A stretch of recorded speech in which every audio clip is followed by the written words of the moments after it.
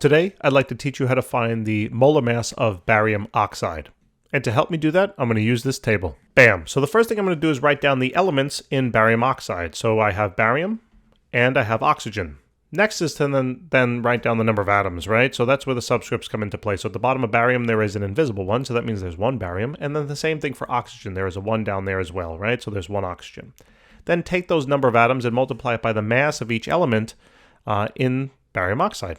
So we need the periodic table for this, right? So we look at the values here. Barium is about 137.33 and oxygen is about 16. Those values represent either gram per mole or AMU, all right, depending upon if you're finding molar mass or molecular mass.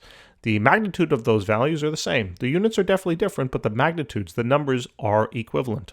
So let's plug in now those masses, all right? So for barium, it was, as it mentioned, 137.33.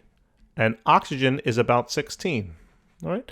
If you're using a different periodic table, the numbers might be slightly different. That's just because of rounding.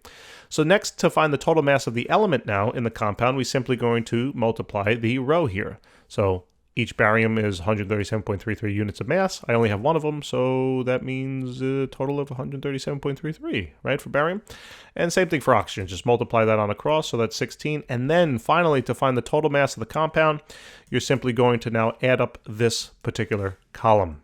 So the total mass now of barium oxide is going to be 153.33. And since we're finding molar mass, the units are in grams per mole. Guys, thanks so very much for tuning in. I really do hope that helped. Please check out some more of our videos, and I'll see you soon. Take care.